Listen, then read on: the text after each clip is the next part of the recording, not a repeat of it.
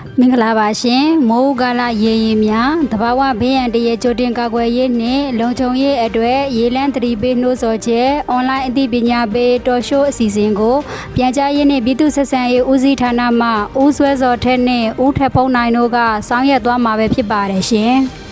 မင်္ဂလာပါခင်ဗျာမိုးကာလကိုရောက်ရှိလာတာနဲ့အမြမိုးတိထန်ရွာသွန်းတာလေပိတက်ခတ်တာလေးနဲ့အတူညရေမြင့်တက်လာတာရှိပါတယ်ခင်ဗျာဒါကြောင့်ဒီနေ့မှာတော့ရေလန်းသတိပေးအန်ဒီရတွေနှိုးဆော်ချက်တွေနဲ့ပတ်သက်ပြီးဆွေးနွေးသွားမှာဖြစ်ပါတယ်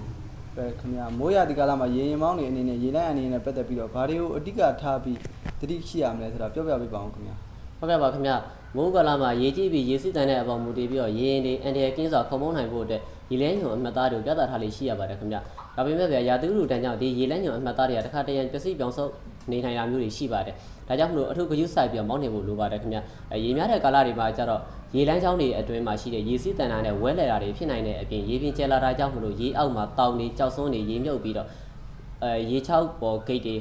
ပြီးရင်ကြောက်ဆောင်တွေဖြက်လန်းတွေဖြစ်ပေါ်တာတွေဖြစ်လာတတ်ပါတယ်ခင်ဗျဒါကြောင့်မလို့ရေအနဲ့မလုံလောက်တဲ့ဖြက်လန်းတွေကိုလုံးဝမမောင်းနှင်ပဲနဲ့မိမိရေရဲ့ဆက်ဆွမ်းနဲ့ရေစီးနှုန်းကိုချင့်ချင်ပြီးတော့တတ်မှတ်ရေလန်းချောင်းအတိုင်းပဲသတိပြုမောင်းနှင်ဖို့လိုပါတယ်ခင်ဗျဟုတ်ကဲ့ပါခင်ဗျအထူးသဖြင့်မြေကူးတရားကြီးတွေကိုဖြတ်တန်းတဲ့အခါမှာနော်ပိုးပြီးအန်ဒီရများတယ်လို့သိရှိရပါတယ်တရားရေလန်းတွေမှာဘလို့အချက်ပြစနစ်တွေကိုသတိပြုအောင်မလဲဆိုတော့ပြောပြပေးပါဦးခင်ဗျဟုတ်ကဲ့ပါခင်ဗျမြေကူးတရားရေလန်းတွေမှာရေရင်တွေဝင်ရောက်ရမဲ့ဝင်ပေါက်တွေမှာနှိအခါအစိမ်းရောင်သူရိကန်အမှတ်သားပြထားပြီးတော့ညအခါမှာမီးစိမ်းထုံးရင်ပြသထားပါတယ်ခင်ဗျ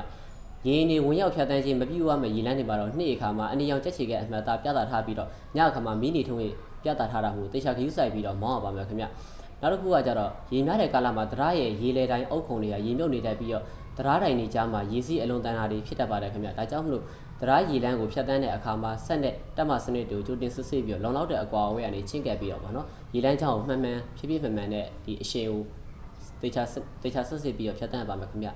ဟုတ်ပါခင်ဗျအချက်ပြမီးနဲ့အမှတ်သားတွေကိုနားလည်ထားဖို့လဲဒါဆိုလိုအပ်မယ်ပေါ့နော်ဒါဆိုရင်တရားဥပဒေဖြတ်တန်းတဲ့အခါဖြစ်ဖြစ်ရေလန်းခီးသွားတဲ့အခါဖြစ်ဖြစ်လုံးဝရှောင်ကျဉ်ရမယ်စီကံချက်တွေကိုလည်းပြောပြပေးပါဦးခင်ဗျဟုတ်ကဲ့ပါခင်ဗျအဓိကအရှောင်ကျဉ်ရမှာတွေကတော့တရားရေလန်းကိုဖြတ်တန်းတဲ့အခါမှာရေရင်ချင်းပြန်တူမောင်းနေခြင်းလုံးဝမပြုတ်ရပါဘူးခင်ဗျတက်ဆောင်မဲ့ဝန်းနဲ့ဆက်အားကိုချင်းရင်တွက်စားပြီးတော့မနိုင်ဝင်တွေကိုတက်ဆောင်ချင်းမပြုတ်ကြဘူးလို့ပါတယ်ခင်ဗျမြေကူတရားကြီးတွေဖြတ်တန်းတဲ့အခါမှာတွဲချင်းဆွဲပြီးတော့ဖြတ်တန်းချင်းမျိုးမလုပ်ဖက်နဲ့တွဲချင်းပဲချိန်ဆွဲပြီးတော့ဖြတ်တန်းရပါမယ်ခင်ဗျရာသီဥတုပြောင်းလဲမှုကြောင့်ပေါ့နော်လေပြင်းတိုက်တာတွေမိုးမှောင်ကြတာတွေဖြစ်လာမယ်ဆိုတော့ဘေးရန်တွေမဖြစ်စေဘူးတဲ့သတိပြုခုံမောင်းကြဖို့နဲ့လေပြင်းတိုက်ခိုက်စဉ်ရေအများလိုက်နာမဲ့ဥပဒေစည်းကမ်းချက်တွေကိုတိကျကျလိုက်နာဆောင်ရွက်ကြဖို့တိုက်တွန်းလိုပါတယ်ခင်ဗျဟုတ်ကဲ့ပါခင်ဗျမိုးကြရာသီရေလန်းအနေဒီပေးချက်တွေကိုတိတိကျကျလိုက်နာမှဘေးရန်တွေကွင်းမှာပဲဖြစ်ပါတယ်ခင်ဗျအခုလိုအဖို့တန်တဲ့ရေလန်းလုံခြုံရေးအသိပညာတွေကိုရှင်းလင်းဆွေးနွေးပေးတဲ့အထူးပဲကျေးဇူးတင်ရှိပါတယ်ခင်ဗျရေလန်းခီးမှာမိဘပြည်သူများနဲ့ရေရင်မောင်းများအားလုံး